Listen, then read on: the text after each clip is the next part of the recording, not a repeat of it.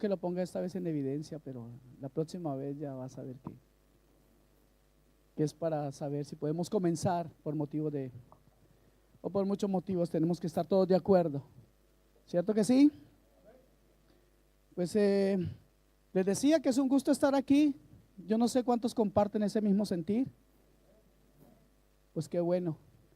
Dios realmente hace cosas maravillosas y una de ellas es juntarnos a nosotros, personas tan diferentes, trasfondos culturales tan diferentes, de familias tan diferentes.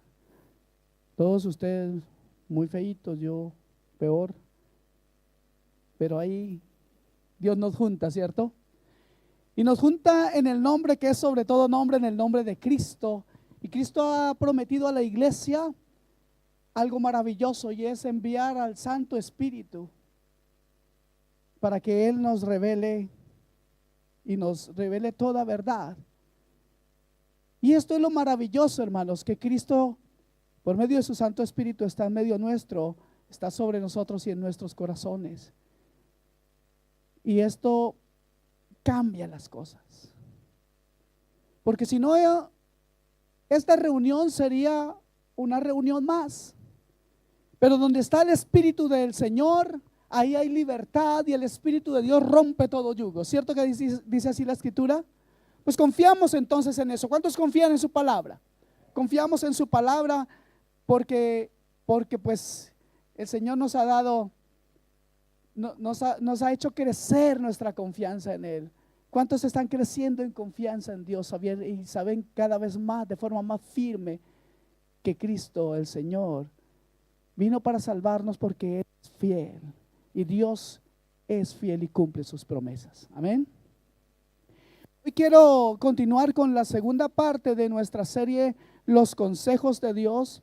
Hay un tema muy similar en la primera serie que se llama Deja el enojo, deja la ira y el enojo, pero en esta oportunidad estamos pidiendo, en esta oportunidad tenemos un nuevo tema en la segunda serie de los consejos de Dios, y el tema se llama Vence la ira. Parece que ninguno la quiere vencer, porque ni un amén. ¿Se quieren quedar todos enojados ahí? Ah, bueno. Para efectos de este mensaje, me gustaría que me acompañen a Éxodo capítulo 2, versículos 11 hasta el 15.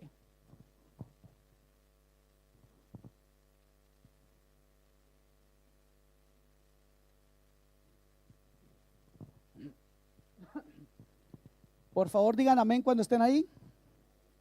Qué rápido estos hermanos. Éxodo capítulo versículo 11 al 15. Qué buenos son estos hermanos. Gracias, Padre. Sigue trayendo más de esos rápidos aquí. Dice la Escritura lo siguiente: en aquellos días sucedió que, crecido ya Moisés, salió a sus hermanos y los vio en sus duras tareas, y observó a un egipcio que golpeaba a uno de los hebreos, sus hermanos. Entonces miró a todas partes, y viendo que no parecía nadie, mató al egipcio y lo escondió en la arena. Al día siguiente salió y vio a dos hebreos que reñían. Entonces dijo al que maltrataba al otro: ¿por qué golpeas a tu prójimo? Y él le respondió: ¿quién te ha puesto a ti por príncipe y juez sobre nosotros? ¿Piensas matarme como mataste al egipcio? Entonces Moisés tuvo miedo y dijo: ciertamente esto ha sido descubierto. Oyendo Faraón acerca de este hecho, procuró matar a Moisés, pero Moisés huyó delante del Faraón y habitó en la tierra de Madián. Hay algo interesante en lo que ya podríamos pensar. ¿Han notado que Moisés miró para todas partes? ¿Y después qué hizo? Como no vio a nadie, tome para que lleve. Así que no estamos tan solos cuando pecamos. Así usted no ve a nadie, Dios está presente, Dios todo lo ve. Amén. Pero volvamos a este señor. ¿Por qué hizo esto Moisés? La injusticia hizo mella en el corazón de Moisés. Dios lo envió al desierto durante los siguientes 40 años para que aprendiera que fracasaría si quería rescatar a su pueblo a la manera de Moisés. Es como que Dios le dijo: no, mi querido Moisés. Oiga, don Moisés, usted no va a hacer las cosas a su manera. De nada va a servir que usted quiera librar a mi pueblo de la manera salvaje como usted lo quiso hacer. La pregunta es: ¿creen ustedes que Moisés hubiera matado al egipcio si no fuera que la injusticia contra su pueblo estaba desatando ira diariamente en su corazón? Eso no fue algo de un momento, algo que comenzó a crecer en su corazón. Durante años esa ira estaba ahí hirviendo en el corazón de Moisés. Y ese día había comenzado como cualquier otro día, pero le costó 40 años en el desierto. Hay personas que se han levantado al igual que Moisés en un día común y corriente, y por un ataque de ira le ha costado 20 años en la cárcel. Moisés entonces necesitaba asimilar muy bien esta lección para que el Señor le pudiera convertir en el líder piadoso que él requería para hacer su voluntad.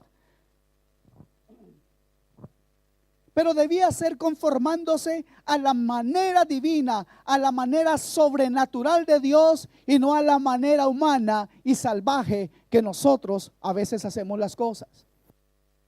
Algunos no se identifican con eso. Aquí el único que comete errores soy yo, ¿no? Ninguno de ustedes más. Ok. Moisés había tratado entonces de ganarse el respeto de los israelitas, atacando a sus opresores, pero en lugar de ello, su ira descontrolada hizo que lo despreciaran. A veces, para hacer más, hacemos menos. ¿Cuántos conocen esa historia? ¿Cuántos la han vivido? No levanten la mano, el primero yo.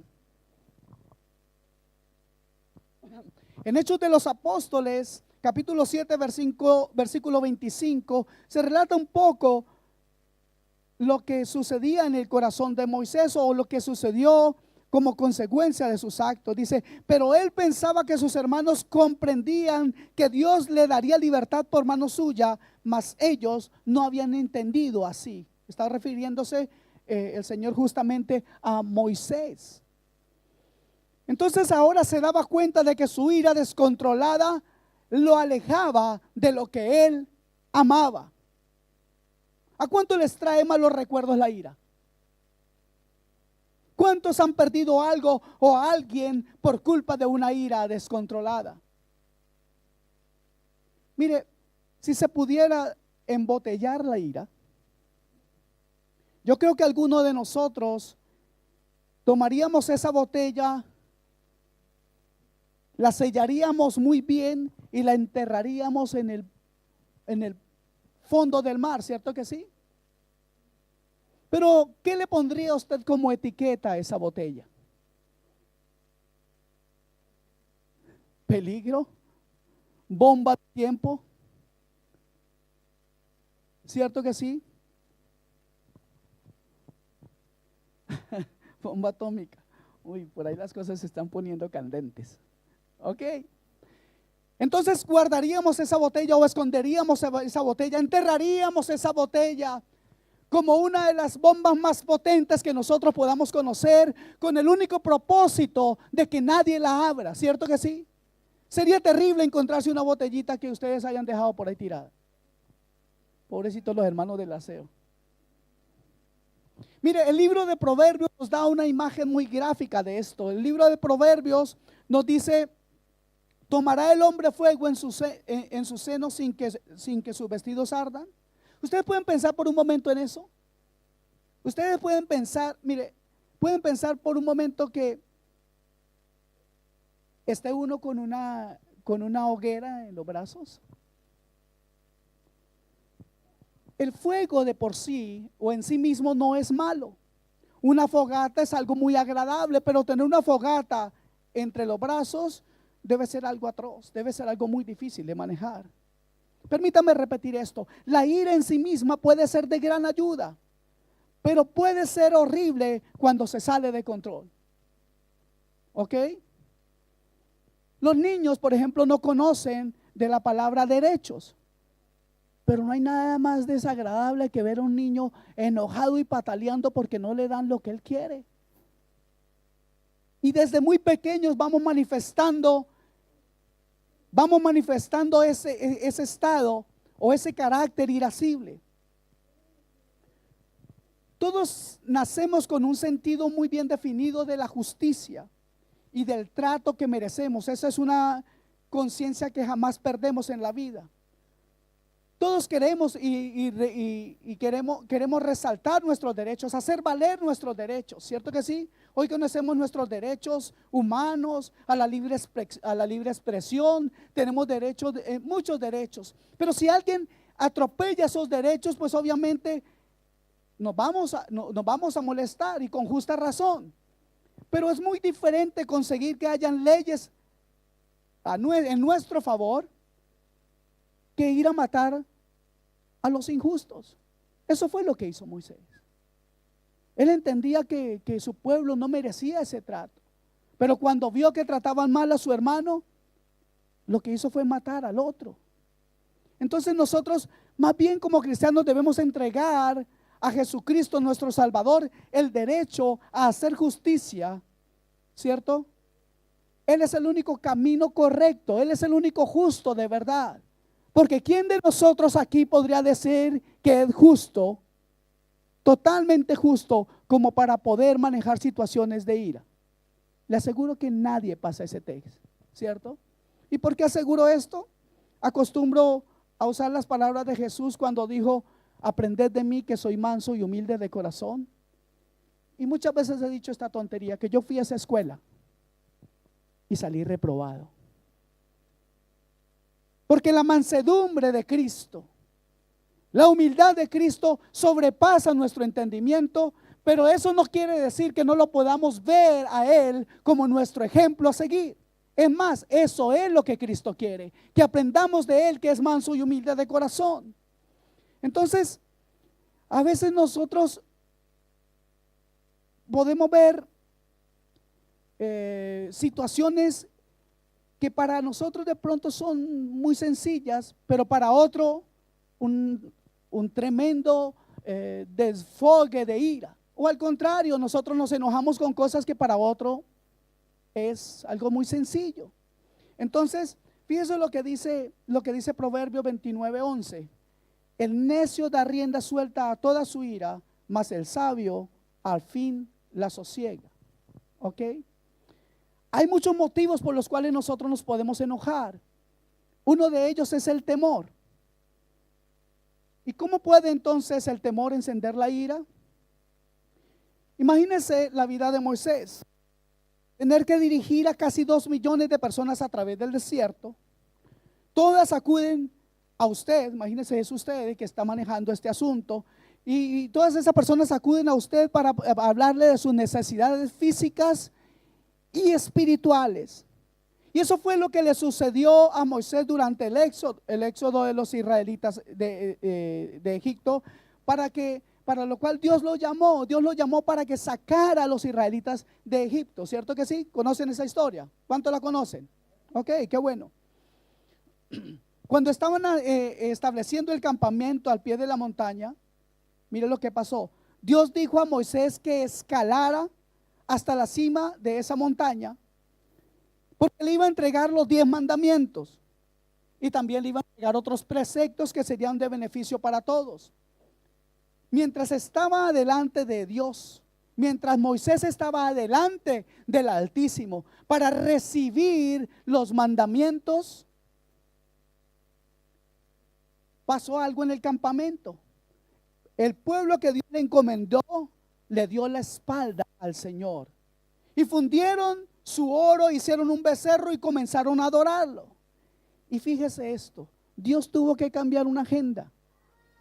Dios mismo interrumpió su reunión con Moisés para informarle que el pueblo se había rebelado. Entonces Moisés, lleno de ira, descendió de la montaña para intervenir en esa situación. Y vamos a leer esto en Éxodo 32:19, que dice así: y aconteció que cuando él llegó al campamento y vio el becerro y las danzas, ¿qué dice ahí? Ardió la ira de Moisés y luego pagó contra los mandamientos. ¿Qué hizo? Y arrojó las tablas de sus manos y las quebró al pie del monte.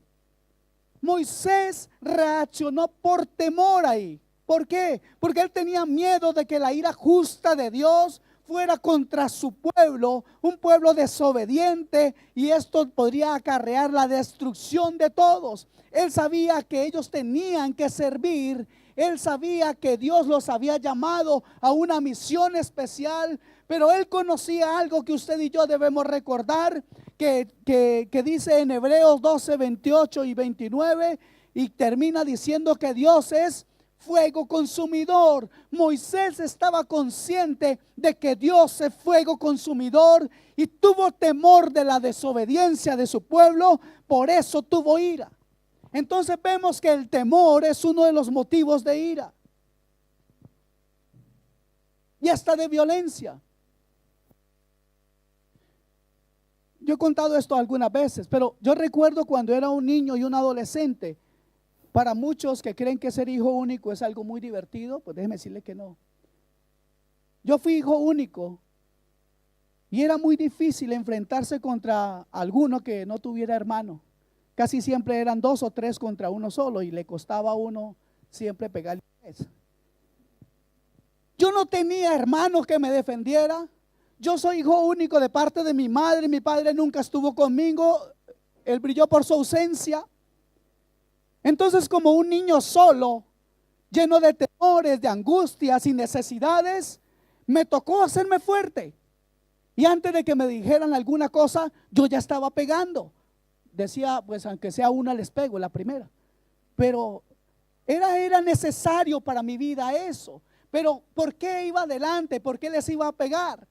¿Porque yo era más bravo? No, porque tenía temor de que si me cogían ventaja de ahí no me paraban. Entonces, mis amados hermanos,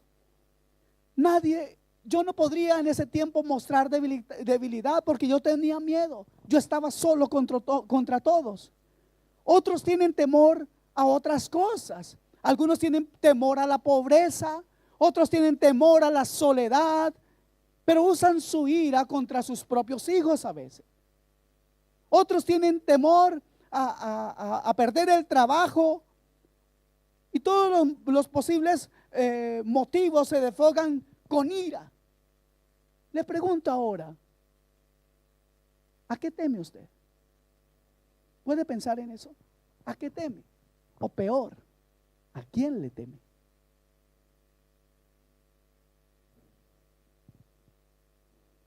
El gran problema es que una ira continua solo dará como resultado una raíz de amargura.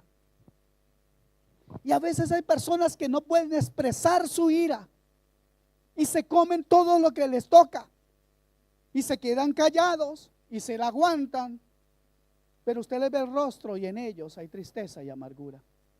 Tienen una rabia reprimida. Sin embargo, la palabra del Señor nos dice en Hebreos 12, 14 al 15: seguid la paz con todos y la santidad, sin la cual nadie verá al Señor. Mirad bien. ¿Qué significa esa frase? Mirad bien. Oiga, pongan atención de verdad a esto, es muy importante. Eso es lo que significa esa palabra. Mirad bien. No sea que alguno deje de alcanzar la gracia de Dios. ¿Qué significa dejar de alcanzar la gracia de Dios? En este último tiempo lo he estado repitiendo mucho. ¿Sabe? No significa que pierde su salvación, no. Dejar de alcanzar la gracia de Dios es dejar de tener el gozo de su salvación. Es vivir una vida atormentada, es vivir una vida sin el fruto del Espíritu Santo, simple y llanamente porque el corazón está dominado por una raíz de amargura. ¿Ok? Entonces dice, no sea que alguno deje de alcanzar la gracia de Dios, que brotando alguna raíz de amargura os estorbe y por ello muchos sean contaminados. ¿Se dan cuenta que una ira reprimida también trae consecuencias nefastas? Entonces, el temor, mis amados hermanos, es un combustible potente para la ira descontrolada. Pero debemos decidir aferrarnos al poderoso amor de Dios que echa fuera todo temor. Amén. ¿Cómo puede el dolor encender la ira? Algo que hiere nuestros sentimientos es la traición, ¿sí o no? Y más si la comete alguna persona cercana. Por favor, los esposos ahí no se comiencen a dar codazos. Si usted no es el sitio, espere que lleguen a casa. No, mentiras. Eso no puede suceder. Eso no puede suceder ni aquí ni en la casa. Hace un tiempo conté esta anécdota de un esposo que cuestionaba a su esposa porque ella siempre estaba muy, pero muy calmada cuando él estallaba en ira. Y le preguntaba: ¿cómo tú puedes tener tanta paciencia? ¿Cómo puedes estar tan calmada cuando yo pierdo el control tantas veces? Entonces, y le preguntó, y lo único que haces es encerrarte en el baño. Y entonces un día le pregunté: ¿qué haces tú encerrada en el baño? Limpio la taza. Eso es lo único que haces. Sí, limpio la taza. Valiente tontería, dice. ¿Y qué más hace? No, solo limpio la taza. Solo que la limpio con tu cepillo de dientes.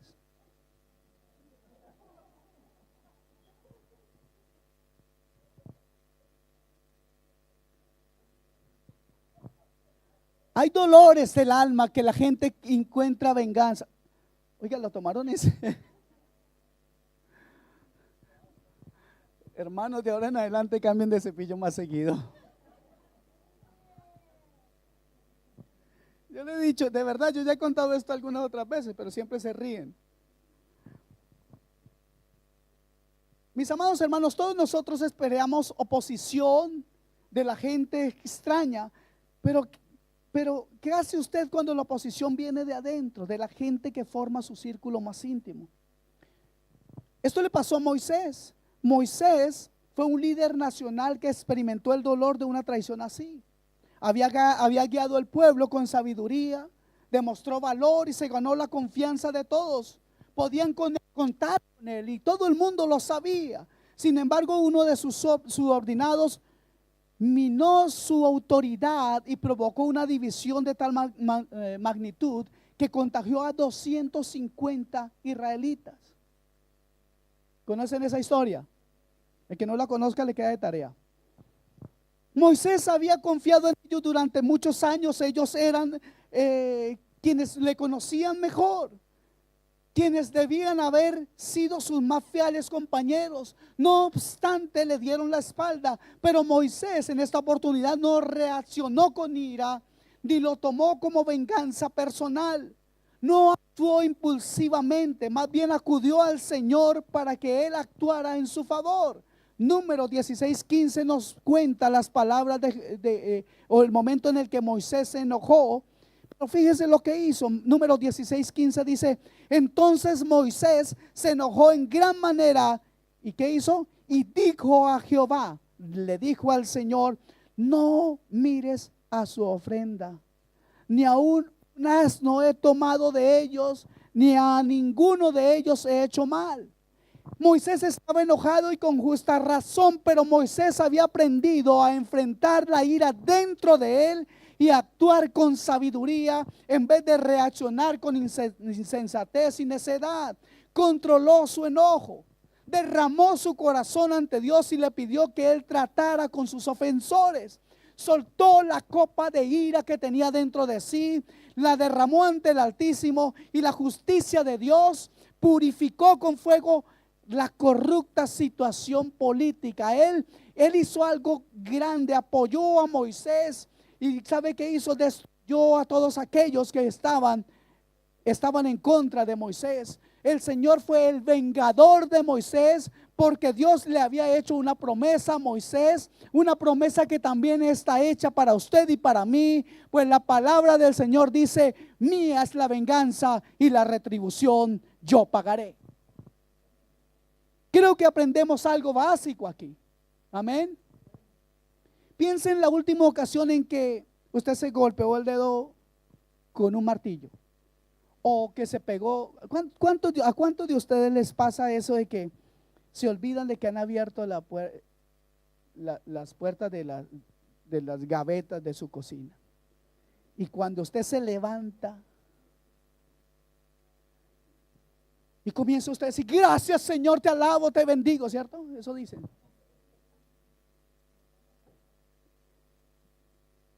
Algunos comienzan a orar de una forma tan bonita.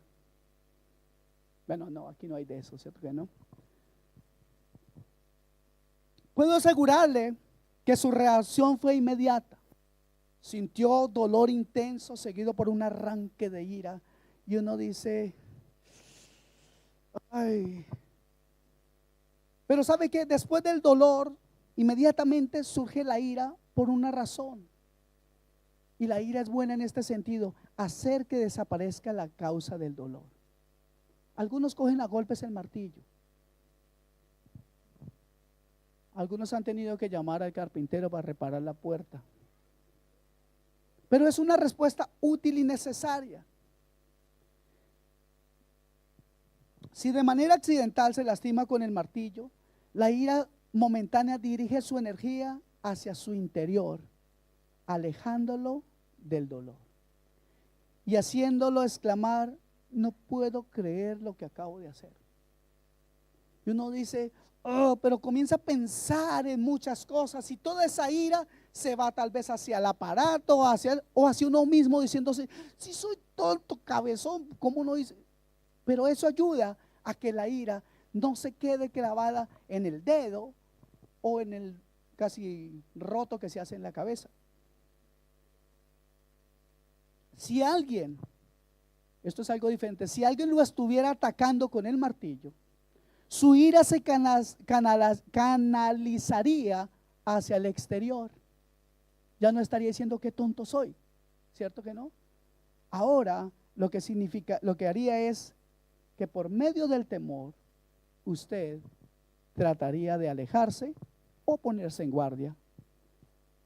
Usted quedaría preparado para eliminar la amenaza, respondiendo al ataque, o preparándose para ser muy valiente y salir corriendo. ¿Qué prefieren? ¿Cierto? Es mejor que digan: aquí corrió el cobarde, no que está muerto el valiente. Cuando nos hieren emocionalmente, reaccionamos con el mismo reflejo de la ira. La diferencia está en que en ocasiones la causa, o sea, el dolor y el efecto, la ira, no se detectan con tanta claridad. El dolor físico es muy claro: estoy enojado, me acabas de pegar en la cara, pues no lo vuelvas a hacer, estoy molesto. Ese es el dolor físico, ¿cierto? Pero las heridas emocionales son más sutiles y las enfrentamos de manera diferente, menos abiertamente. A menudo tratamos de ignorarlas, culparnos a nosotros mismos o guardarlas en privado por largos periodos de tiempo. El dolor físico pocas veces nos hace sentir fracasados, pero con mucha frecuencia nos sentimos avergonzados, abochornados por nuestras heridas emocionales, y no queremos que nadie sepa. ¿Se da cuenta? Hay una mezcla de cosas. En consecuencia a esto, somos propensos a dejar esas heridas sin atender. Alguien me hizo algo y uno comienza a echar todo para un lado, para atrás, no importa. Y luego comenzamos entonces a almacenar todo eso en nuestro ser como una hierba seca en un bosque. Algo que es un tremendo combustible para llegar a una ira que ya no es correcta, sino peligrosa e innecesariamente, escuche esto, destructiva. Esa ira o ese combustible es lo que pone el escenario perfecto para un comportamiento explosivo que ni siquiera nosotros sabíamos que estaba en nuestro interior. Hay gente que le llega el día en que se conoce un poco más. Contaba mi abuelo que tenía un vecino que era carpintero muy bueno, pero el tío era enojón como él solo. Y un día terminó de hacer en ese tiempo se hacían armarios y eran con un poco de figuras y hecho algo así, y solamente le faltaba poner una manija, y llevaba un rato tratando de poner la manija y no podía, y se enojó tanto por eso que cogió su armario recién hecho con su martillo y lo cogió y le dio hasta dejarlo hecho pedazos. Mi abuelo dice haber presenciado eso. Es más, era un compadre de mi abuelo. Bueno, mi abuelo y él se parecían mucho en su forma de experimentar sus iras. Entonces, eso es también parte de la ira, también es parte de una frustración. ¿Y cómo puede la frustración encender la ira? Fíjese esto, volvamos a Moisés. En aquel día caluroso y seco, la frustración de Moisés alcanzó el punto máximo de ebullición. Había guiado a más de casi 2 millones de personas a través del desierto, pero a pesar de sus esfuerzos, ellos siempre cuestionaban su liderazgo y lo culpaban de todo lo que les pasaba. Todos le echaban la culpa a Moisés. Y decían, número 23, decían: ojalá hubiéramos muerto cuando perecieron nuestros hermanos. ¿Y por qué nos has hecho subir de Egipto para traernos a este mal lugar? Terrible. Una vez más, no había agua. Dios les había provisto con anterioridad cuando le dijo a Moisés que golpeara una roca con su vara. Eso usted lo lee en Éxodo 17:6. Cuando Moisés obedeció, salió de la roca una fuente maravillosa de agua para dar de beber a todo el pueblo de Israel. Escuche esto, eran casi 2 millones. No había agua y de pronto hay agua porque Moisés golpea una roca, porque Dios le dice que golpea una roca. Y estos hombres van a beber, pero siguen molestando y tratando de evadir al Señor. En esa nueva situación ahora, Dios quería llevar a cabo un milagro similar. Esto vuelve a pasar, una vez más no tienen agua. Por eso le dijo Moisés que hablara la roca, no que la golpeara. Sin embargo, Moisés se encontraba tan frustrado que su enojo llegó a tal grado máximo que en vez de hablar a la roca, la golpeó 2 veces. Usted encuentra eso en Números 27. Dios quería una explosión de agua, no una explosión de ira. Amén. El resultado fue que el Señor tuvo que disciplinar a su líder escogido y no le permitió llegar con su pueblo a la tierra prometida.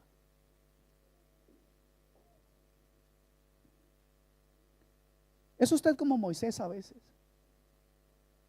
Que la frustración lo lleva a ponerse furioso. ¿Cuánto les pasa eso? ¿Cuántos son aquí de mecha corta?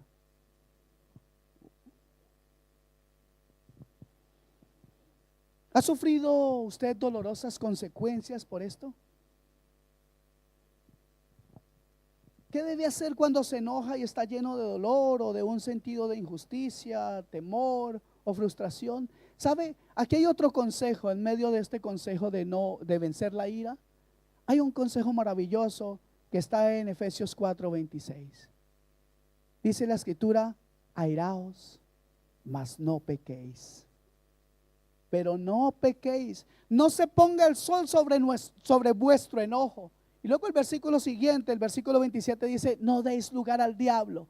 O sea que cuando nosotros nos enojamos, estamos haciéndole una invitación al mismo diablo a que venga a gobernar nuestro carácter, nuestra vida, que venga a gobernar las situaciones familiares.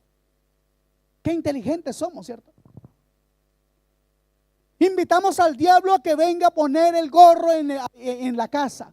Invitamos al diablo a que venga a dirigir el día nuestro diario vivir. Y yo sé que no es fácil. Es mucho más fácil para mí decirles cómo no hacerlo. Yo mismo tengo que estar luchando con mi carácter. ¿Cuántos saben eso? Nadie me ha visto enojado porque pero sí, es verdad. Todos estamos luchando con estos arrebatos de ira. ¿Alguno de ustedes lo puede decir que no ha tenido un arrebato de ira? Todos tenemos a veces estos momentos difíciles. ¿Sí o no? Ok, entonces hay algo, un consejo dentro del primer consejo, y es Efesios 4:26. Airaos, pero no pequéis, no se ponga el sol sobre vuestro enojo, porque entonces invitas al diablo a que venga a gobernar tu casa. Es que nosotros tenemos unos conceptos de la vida un poco mundanos. A ver, ¿cómo debería ser la vida? Es decir, tenemos experiencias, o mejor, tenemos expectativas de felicidad, de comodidad, de éxito y seguridad para nuestras vidas. Aún en nuestros asuntos cotidianos, mundanos, queremos que el cielo siempre esté azul, que el clima sea el perfecto. Queremos nosotros vivir holgadamente, que nunca nos falte nada, y pues eso no está mal. Pero resulta que es que idealizamos estas cosas, y esto cuando no sucede quedamos totalmente frustrados.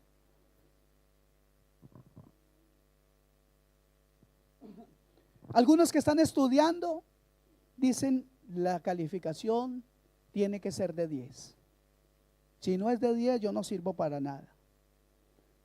Algunos dicen, ¿cómo es posible que se rompa la llave de mi casa? ¿Cómo es posible que se tape la cañería de mi casa? ¿Por qué se dañó la plancha? No puede ser. Y por eso tenemos un arrebato de ira a veces. Nosotros los hombres, ¿a cuánto les ha pasado, muchachos? Prendemos el carro y cuando nos damos cuenta, algo raro pasa. Una llanta ponchada y se acabó la paz. ¿Nos ha pasado, sí o no? ¿Confías en pecadores? Entonces, mis amados hermanos, a veces tanta expectativa y tanto anhelo nos frustran, pero además de eso son grandes combustibles volátiles para la ira descontrolada. La ira sofoca, ahoga nuestra motivación para hacer las cosas bien, y ahoga también nuestra motivación, por ejemplo, para amar a nuestros enemigos. No hay problema en enojarse, lo hemos visto. Airaos, mas no pequéis. Entonces, no hay problema en enojarse siempre y cuando estemos dispuestos a perdonar a las personas que nos ofenden. La ira no resuelta, la ira que se queda ahí guardada, clama por venganza, no por conciliación. La ira guardada se enfoca en el odio y no en el amor. Sin embargo, Jesús nos dijo claramente, amad a vuestros enemigos. Aquí no se trata de un amor emocional. El vocablo griego que se utiliza en Mateo 5:44, de donde podemos leer amaos a vuestros enemigos, utiliza para definir amor, o el término que se utiliza para definir amor es ágape, que se refiere a un compromiso de hacer lo que es mejor para la otra persona. ¿Ok? La ira sofoca, obstruye nuestra motivación para orar por nuestros enemigos. Mire, cuanto más nosotros estemos como la vaca ahí rumiendo la ofensa, más fácil es que usted se vaya hacia el otro lado y no lo perdone, ni ore por él.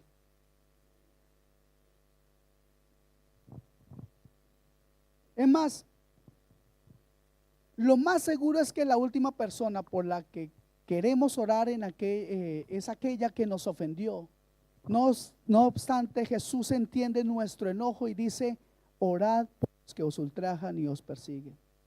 La ira reprime nuestra motivación para rendirnos a la voluntad de Dios.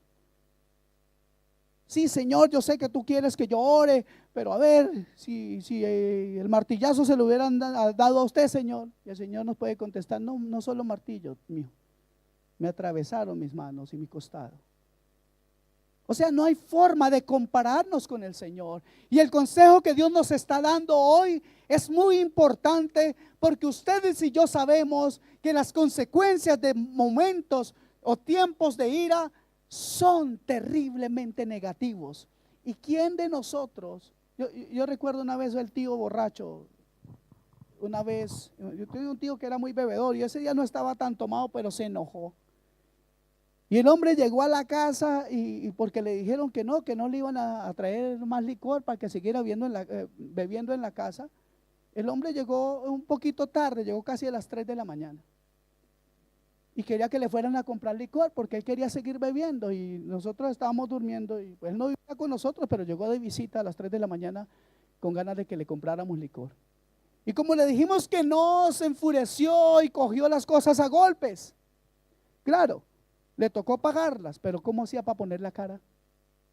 ¿Quién de ustedes pudiera venir al otro día después de haber hecho semejante locura a decir, no, jueque, porque sí somos buenos para las disculpas, ¿cierto? Ya vamos a ver. ¿Saben qué jueque, no? Jueque me olvidó, jueque no sé qué, jueque tal. Entonces, el enojo a veces para muchos es un medio. El enojo es un medio o es la forma de controlar a la gente y los eventos de nuestra vida y hacer que se sujeten a nuestros deseos. Es que si usted no hace esto, yo me enojo. Y algunas esposas o esposos también, con tal de que la esposa o el esposo no esté enojado, pues ¿qué hacen? Lo que el otro quiere. Entonces a veces el enojo que es utilizado para manipular a la pareja. No más codazos, por favor. Mis amados, es necesario apaciguar las llamas antes de poder decirle con toda sinceridad a Dios una frase muy hermosa: pero no se haga mi voluntad sino la tuya.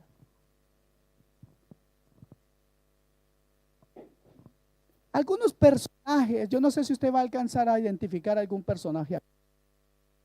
No, si está aquí no lo señale. Si es su esposo no le pegue, si es su esposa tampoco la pellizque. Algunos han llegado a decir, no me hubiera enojado si tú no me hubieras provocado. Traducción de eso, ¿qué es? No soy responsable por mis explosiones, tú tienes la culpa. Otros dicen, no puedo evitarlo, es que yo no puedo evitarlo, así me hizo Dios. Traducción, el creador me dio este temperamento, así que arregle con él, la culpa es de él. Él tiene la culpa, no yo. Otros es, soy colombiano y todos sabemos que los colombianos somos famosos por nuestro temperamento impaciente. Traducción, mis genes son los culpables, yo no. No quise hacerlo. Traducción, me deben disculpar porque mis intenciones eran buenas, aunque mi comportamiento no lo fue. Otros son más chistosos y dicen, era un chiste, era una broma, no seas tan exigente. Traducción, tú tienes la culpa, no yo, eres demasiado sensible. Si te afecta tanto mi forma de ser, tú eres el que debe cambiar. Y siempre estamos tratando de buscar la culpa en el otro. Algunos echan la culpa a las otras personas de esta manera. Las personas que fueron mi ejemplo no fueron muy buenas. Mis padres nunca me dieron una buena educación. Traducción, no soy responsable por lo que mis padres no me enseñaron correctamente. Hay un tema que sobresale en cada una de estas declaraciones. Yo no soy responsable por mis actos. Culpar a los demás es una estrategia que usan los que están decididos a explotar en ira y a achacársela a alguien más. Cuando damos disculpas por nuestro mal carácter, lo que estamos diciendo es, no se preocupe que esto no será la última vez. La próxima vez tal vez es peor, o sea que vaya acostumbrándose. Hoy, mis amados hermanos, yo quiero pedirle en el nombre de Jesús que desde ya prepare su corazón para entregarle al Señor ese carácter irascible. Pídale al Espíritu Santo que forme en usted un carácter que glorifique a Dios. Hoy todos juntos vamos a orar por esto, pero le animo que desde ya prepare su corazón. Amén.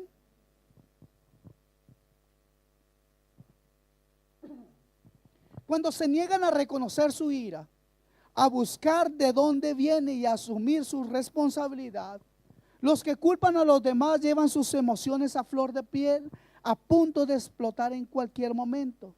El apóstol Juan desafió este tipo de comportamiento, dice la palabra del Señor. Si decimos que no tenemos pecado, nos engañamos a nosotros mismos y la verdad no está en nosotros.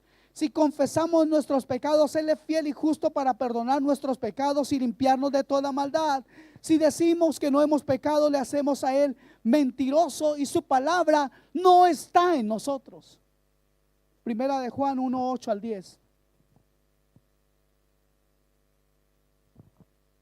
Debemos arrepentirnos de este carácter tan terrible, porque eso de carácter es solamente una invitación a que el diablo camine a nuestro lado, a que el diablo sea la principal persona en nuestro hogar. A usted le parecerá que estoy exagerando, pero entonces ¿por qué la palabra del Señor nos dice que no le demos lugar al diablo cuando nos airamos? Airaos, mas no pequéis. No se ponga el sol sobre vuestro enojo. Lo he explicado muchas veces y me da mucho gusto explicar esto. ¿Por qué? Porque el Señor nos permite que tengamos un momento de ira, no como una buena cosa, sino porque es natural airarnos. El pecado está en quedarnos airados. No se ponga el sol sobre vuestro enojo. No pasa, yo sé que aquí no pasa, pero hay hogares, no de esta iglesia, que tienen el síndrome del espaldarazo. Esto lo he enseñado muchas veces. Los hermanos que acuden aquí, que han venido durante mucho tiempo, ya deben estar aburridos de escuchar esto, pero yo creo que no está de más la repetición, porque a veces incluso a nosotros mismos que lo sabemos, se nos olvida. ¿Y qué es el síndrome del espaldarazo? Cuando estoy enojado con mi esposa o la esposa está enojada con el esposo, ¿qué hace? Se acuesta y si puede le jala la cobija también, porque se cuenta que estoy brava. ¿Cuántas hermanas son así aquí? No levanten la mano, yo ya las identifico, el discernimiento sirve.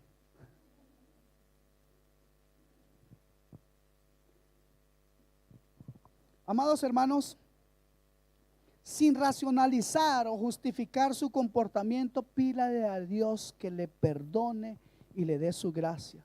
El apóstol Pablo escribió lo siguiente: porque la tristeza que es según Dios produce arrepentimiento para salvación. Piensa en esto: nadie busca el perdón de un crimen que no ha cometido. Si usted no tiene esos tiempos de ira, si los puede dominar, pues no va a tener de qué arrepentirse. Gloria a Dios. Ya tiene bastante pecado, no le eche más. Por eso, hermanos, el apóstol Juan escribió: si decimos que no tenemos pecado, nos engañamos a nosotros mismos y la verdad no está en nosotros. El apóstol Juan dijo que si confesamos nuestros pecados, Él es fiel y justo para perdonar nuestros pecados y limpiarnos de toda maldad. ¿Puede hoy recibir esa palabra en su corazón?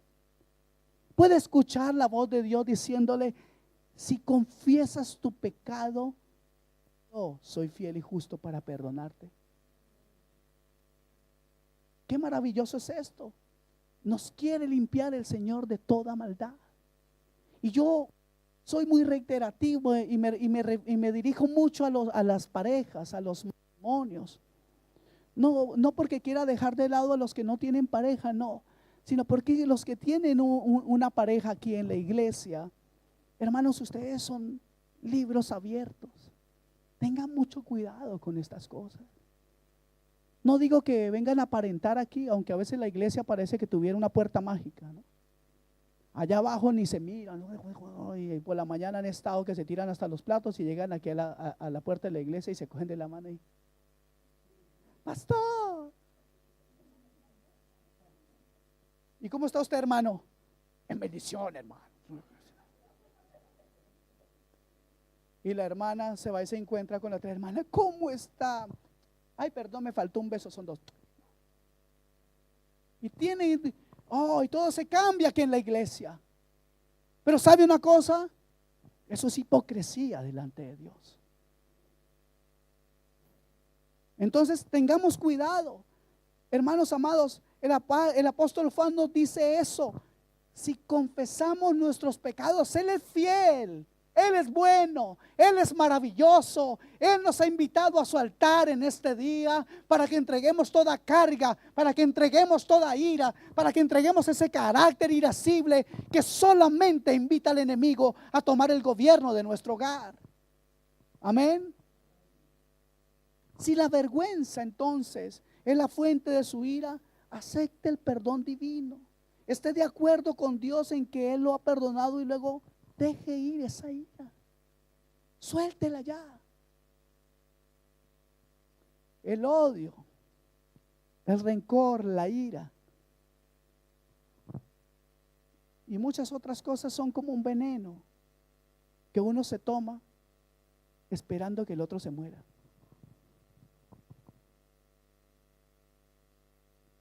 Los bomberos recomiendan lo siguiente y dicen: ciérrele la puerta al fuego, cierre la puerta al fuego, ¿cierto? Si usted está huyendo de un carro o de una casa que está en llamas, ¿usted qué hace? Y sabe que tiene que salir. Si no cierra esa puerta, si tiene la oportunidad, cierre esa puerta para que el fuego no se expanda. De igual manera en su corazón. Dije corazón. En su corazón, ciérrele la puerta a ese fuego. No deje que invada su vida. Es necesario que hoy tomemos responsabilidad, porque ¿sabe una cosa? Siempre tendremos que pensar que hay otras personas, y casi siempre hay personas muy pequeñitas que no merecen que usted les queme. Jesús le dará el poder para cerrar la puerta a esa ira, mi amado. Para decirlo de forma muy sencilla, no importan los patrones negativos que ha seguido hasta hoy, no importa por qué usted se ha airado tanto tiempo.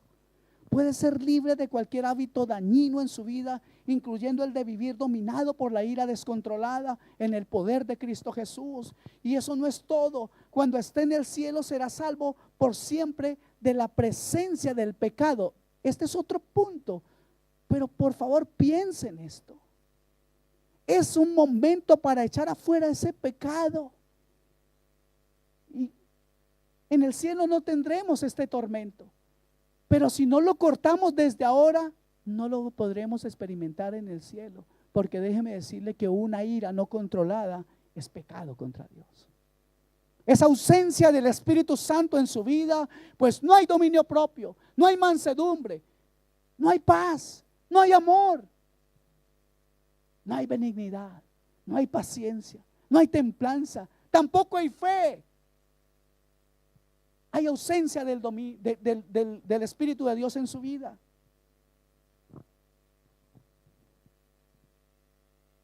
Jesús sabe cómo echar agua de vida a su ira encendida, hermanos.